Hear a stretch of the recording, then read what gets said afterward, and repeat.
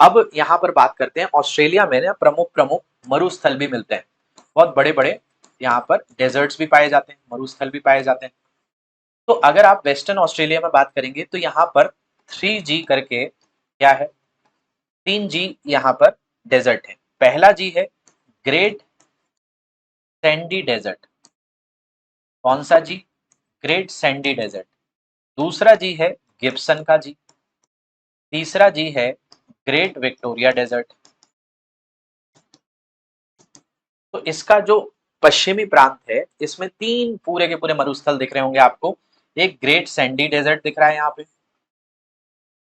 ठीक है। इसके अलावा यहाँ पर आपको जो दिख रहा है इसका नाम गिब्सन डेजर्ट है। तो ग्रेट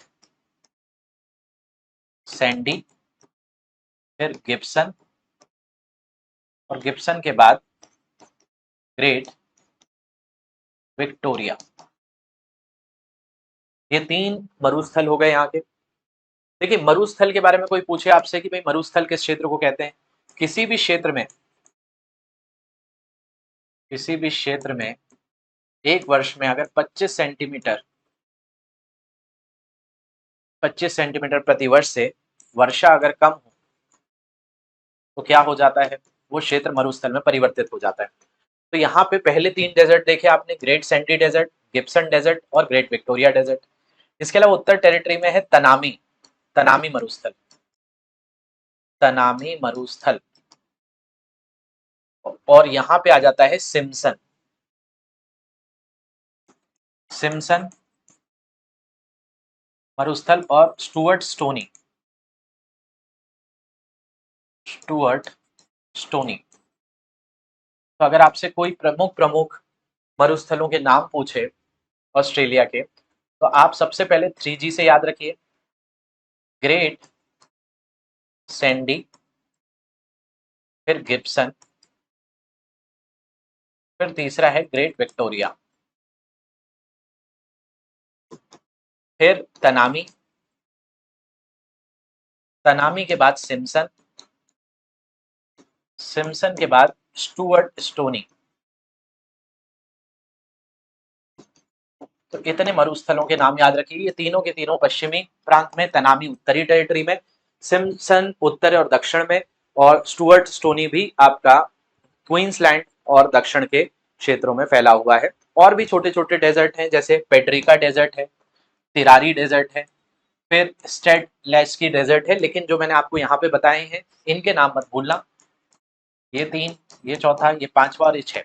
तो 6 डेजर्ट जो मैंने आपको बताया, इसमें ग्रेट विक्टोरिया सबसे बड़ा मरुस्थल है, फिर great sandy desert, Gibson, Simpson, Tanami, और तनामी के बाद स्टुअर्ट स्टोनी, है ना। ये कुछ नाम आप अच्छे से याद रखिए, ऑस्ट्रेलिया में पाए जाने वाले मरुस्थल हैं। और ऑस्ट्रेलिया में मरुस्थल इसलिए ज्यादा है, इसलिए इनके राज्यों के बीच में सीमा विवाद कम है, क्योंकि मरुस्थलों में लोग कम रहते हैं। इसलिए आप ऑस्ट्रेलिया के देखिए, एक राज्य से दूसरे राज्य की सीमा एकदम खड़ी रेखा है। ऐसा आपको कई दुनिया के बाकी क्षेत्रों में नहीं मिलेगा।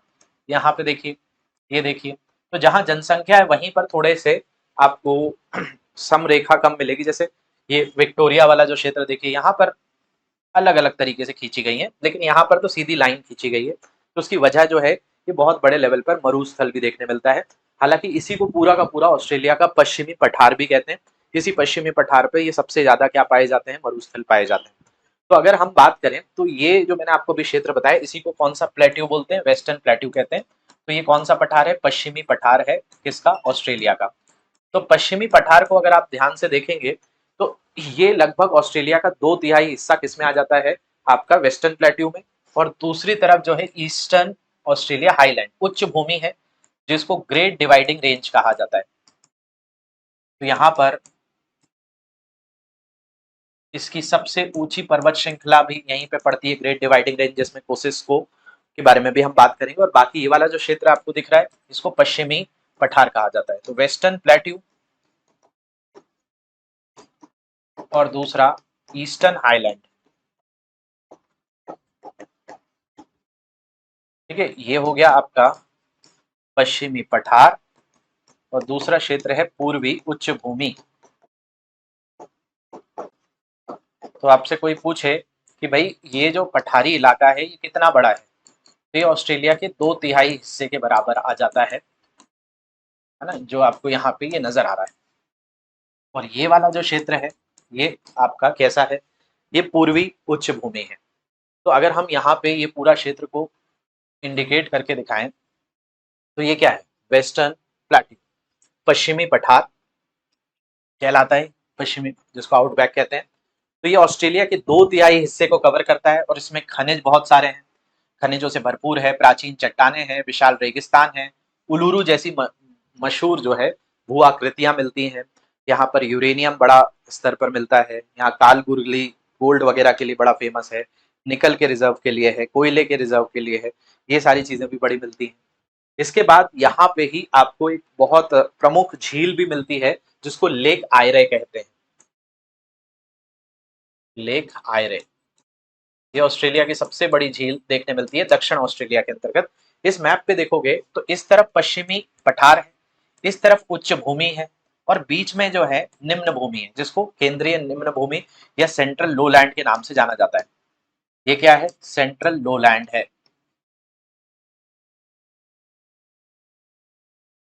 ना, ये निम्न भूमि है।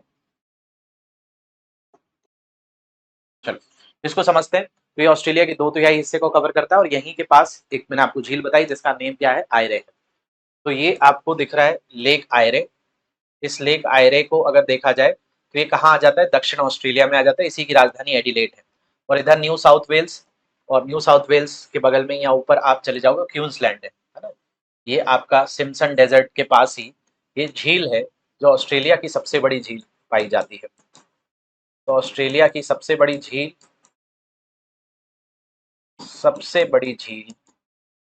कौन सी है, तो ऑस्ट्रेलिया की सबसे बड़ी झील जो है वो दक्षिण ऑस्ट्रेलिया के अंदर पाई जाने वाली झील आयरे है या आयरे कहलाती है। ठीक है, यहाँ पे बहुत सारी छोटी छोटी नदियां भी आ रही हैं, एलाइस स्प्रिंग का नाम भी मैंने आपको बताया था। तो याद रखना ये दक्षिण ऑस्ट्रेलिया का हिस्सा है। फिर अगर हम बात करें केंद्रीय निचले हिस्से या ग्रेट आर्टिशियन बेसिन कहते हैं, है ना, इसको आर्टिशियन बेसिन कहते हैं क्योंकि यहाँ पे तो ये हो गया पश्चिमी पठार, ये है पूर्वी उच्च भूमि। अब ये जो सेंट्रल लोलैंड्स है इसी में बहुत, जहाँ निम्न भूमि होगी वहां नदियां आएंगी। तो ये क्या है, आर्टिशियन बेसिन, अपवाह तंद है केंद्रीय निचले मैदान या सेंट्रल लोलैंड्स की बात करें तो इसके निचले इलाकों में ग्रेट आर्टिशियन बेसिन आ जाता है, जहां लेक आयर बेसिन, उपजाऊ मरे डार्लिंग बेसिन। तो मरे डार्लिंग यहाँ की फेमस नदियां हैं जो इसमें शामिल हैं, जो जमीन के अंदरूनी हिस्सों में खेती में मदद करते हैं। तो इन क्षेत्रों में बड़े स्तर पर खेती होती है, पशुपालन होता है। मेरिनो नाम की एक यहाँ पर भेड़ पाई जाती है जिसका ऊन बड़ा इस्तेमाल यहाँ पे किया जाता है। तो ये कौन सा क्षेत्र है, केंद्रीय निचले मैदान देखने मिल जाते हैं। ठीक है, इसी में जो प्रमुख नदी है इसमें खास तरह की नदी है जो कहाँ पे गिरती है, तो ये आपका इस तरफ जो दक्षिण महासागर और हिंद महासागर का ही क्षेत्र है, ये यहाँ पर जाकर गिरती है ना। ये दोनों ही प्रमुख नदी हैं। तो एक नदी मुर्रे नदी कहलाती है, दूसरी डार्लिंग कहलाती है। तो मुर्रे डार्लिंग यहाँ पर मिल जाते हैं और फाइनली जाकर एडिलेड के पास, मतलब ये विक्टोरिया के पास से इस महासागर में प्रवेश करते हैं। तो ऑस्ट्रेलिया की जो सबसे प्रमुख नदियों में से एक है ये डार्लिंग मुर्रे अपवाह कहलाता है। ठीक है, तो ये याद रख लेना, डार्लिंग मुर्रे नदी तंत्र भी यहाँ पे बड़ा प्रमुख है, जो कि कहाँ पर फैला हुआ है, तो क्वींसलैंड, क्वींसलैंड के साथ साथ New South Wales, Australian capital territory, Victoria और कुछ भाग जो है दक्षिणी ऑस्ट्रेलिया का, वहां पर ये नदी तंत्र मिलता है। यहीं पर आपको क्या मिलेगा, यहीं पर इनका कृषि क्षेत्र सर्वाधिक देखने मिलेगा। ठीक है, मछली पालन के जो क्षेत्र हैं ये भी यहीं पर सीधे तौर पर देखने मिल जाते हैं। तो ऑस्ट्रेलिया का जो बसाहट भी है ना नदियों के समीप, जैसे भारत में गंगा का मैदान जो है बड़ा प्रमुख है, जहाँ सर्वाधिक जनसंख्या जैसे उत्तर प्रदेश में देखने मिलती है, उसका एक बहुत बड़ा कारण गंगा यमुना के मैदान है। उसी तरीके से जो डार्लिंग मुर्रे बेसिन या मुर्रे डार्लिंग बेसिन कहलाता है वो ऑस्ट्रेलिया का प्रमुख क्षेत्र है। फिर अगर हम बात करें एकदम पूर्व में चले जाएं तो पूर्व में क्या है, यहाँ पर पूर्वी उच्च भूमि है जिसको ग्रेट डिवाइडिंग रेंज कहा जाता है, जिसके ऊपर ही सबसे उच्च श्रृंखला है जिसको माउंट कोसिको कहा जाता है। तो 3700 किलोमीटर लंबी पहाड़ियों की एक श्रृंखला है जिसको रेन शेडो वृष्टि छाया क्षेत्र बनाती है और कई बड़ी नदियों को सहारा देती है, जिससे ऑस्ट्रेलिया की सबसे ऊंची चोटी माउंट कोसिको शामिल है, जिसकी ऊंचाई 2228 मीटर है समुद्र स्थल से। जो ऑस्ट्रेलिया की, पूरे ऑस्ट्रेलिया की सबसे ऊंची चोटी आपसे पूछा जाए तो माउंट कोसिको का नाम याद रखेंगे, जो किसका हिस्सा है, ग्रेट डिवाइडिंग रेंज का हिस्सा देखने मिलता है, नाम है माउंट कोसिको, है ना, 2228 मीटर। इसके अलावा ऑस्ट्रेलिया के अगर हम पूर्वी तट पर जाएं तो यहाँ पर दुनिया की सबसे बड़ी कोरल रीफ पाई जाती है, जिसको ग्रेट बैरियर रीफ कहा जाता है। तो अगर आपसे एग्जाम में प्रश्न आए कि भाई दुनिया का सबसे बड़ा कोरल क्षेत्र, प्रवाल क्षेत्र, प्रवाल भित्तियों का क्षेत्र कहाँ पर है ना, कोरलों का क्षेत्र कहाँ पर है, रीफ का क्षेत्र कहाँ पर है, तो ऑस्ट्रेलिया के पूर्वी तट पर है, जिसको ग्रेट बैरियर रीफ कहा जाता है। और ये जो है विश्व धरोहर स्थलों में भी शामिल है। तो क्वींसलैंड के पास, ये पूरा इस तरफ प्रांत क्वींसलैंड का है, तो क्वींसलैंड के पास 2300 किलोमीटर से ज्यादा इलाके में फैला ये दुनिया का सबसे बड़ा कोरल रीफ सिस्टम है, यानी प्रवाल भित्तियों का तंत्र है, जो धरती पर मौजूद सबसे बड़ी जीवित संरचना के तौर पर देखने मिलता है। नाम क्या है इसका? Great barrier reef. याद रखना, ग्रेट बैरियर रीफ ऑस्ट्रेलिया के पूर्वी तट पर मिलता है ना। इसी को कहते हैं, ये पूरा क्षेत्र ग्रेट बैरियर रीफ के नाम से जाना जाता है, जो दुनिया में सबसे बड़ा कोरल का तंत्र पाया जाता है, कोरल सिस्टम यहीं पे मिलेगा। कोरल को ही आप हिंदी में प्रवाल कहते हैं। चलिए, तो यहाँ पे अगर हम ऑस्ट्रेलिया को यहाँ पर नजर डालें तो अब कुछ यहाँ की दो प्रमुख जल संधियों को भी देख लेते हैं। पिछली क्लास में भी मैंने कुछ जल संधियां बताई थी आपको। तो जल संधि क्या होती है? जल संधि दो भूमि भागों को अलग करती है, वो अलग करे और दो जल क्षेत्रों को जोड़ दे। तो याद रखना, एक जल संधि यहाँ पर है बास जल संधि और एक है टॉरस जल संधि। दोनों को देख लेते हैं। एक है टॉरस, एक है बास। तो बास स्ट्रेट जो है वो किसको अलग करती है? तो बास स्ट्रेट जो है ऑस्ट्रेलिया को तस्मानिया से अलग करती है। ये इधर विक्टोरिया है, तो विक्टोरिया से तस्मानिया को अलग करने वाली ये जो स्ट्रेट है, इसको ही कौन सी स्ट्रेट कह देते हो आप? बास स्ट्रेट कह देते हो। तो बास स्ट्रेट जो है वो तस्मान सागर और हिंद महासागर को जोड़ती है और ऑस्ट्रेलिया के विक्टोरिया और तस्मानिया को अलग करती है। तो याद रखना, है ना, ये बड़ा इंपॉर्टेंट फैक्ट है कि भाई विक्टोरिया विक्टोरिया और तस्मानिया, इसको अलग करने वाली और हिंद महासागर को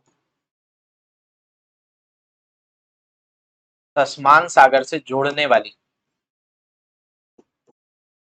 जल डमरू मध्य, जिसका नाम बास स्ट्रेट है,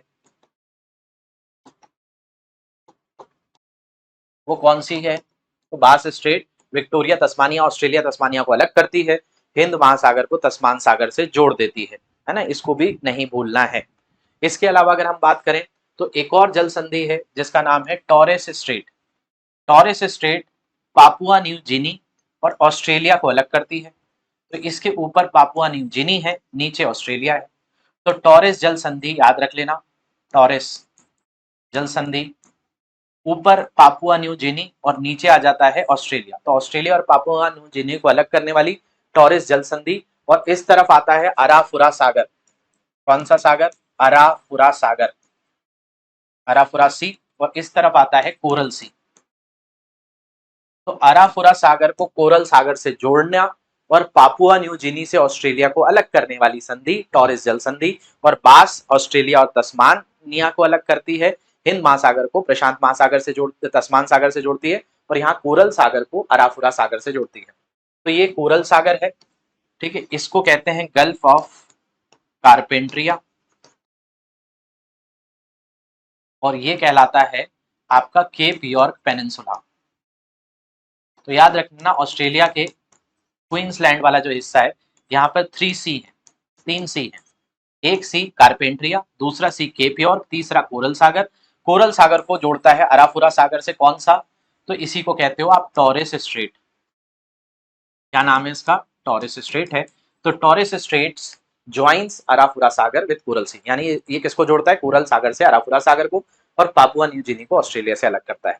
आपके लिए एक प्रैक्टिस क्वेश्चन है आज की क्लास का कि ऑस्ट्रेलिया के संबंध में निम्नलिखित कथनों पर विचार करिए। कोरल सागर ग्रेट बैरियर रीफ को दक्षिण प्रशांत से अलग करता है और ग्रेट डिवाइडिंग रेंज ऑस्ट्रेलिया में मेलबर्न से पर्थ तक फैली हुई है। तो कोरल सागर ग्रेट बैरियर रीफ को दक्षिण प्रशांत से अलग करता है क्या, या ग्रेट डिवाइडिंग रेंज ऑस्ट्रेलिया के मेलबर्न तक फैली हुई है? ऊपर दिए कथनों में से कौन सा सही है? इसको बताना है, केवल एक, केवल दो, एक और दो, ना तो एक ना ही दो। तो आशा करता हूँ आज के सेशन से भी आपने कुछ नया जाना होगा, नया सीखा होगा। सेशन कैसा लग रहा है, सीरीज कैसी लग रही है, मुझे ज़रूर बताइएगा और इस सीरीज को ज़्यादा से ज़्यादा लोगों से शेयर करिएगा। तो हम रोज़ाना आपके लिए ऐसे वीडियोस लेकर आएँगे। मिलूँगा मैं आपसे अगले सत्र में, तब तक के लिए ध्यान रखिए। Thank you very much for watching this. Have a great day to everyone.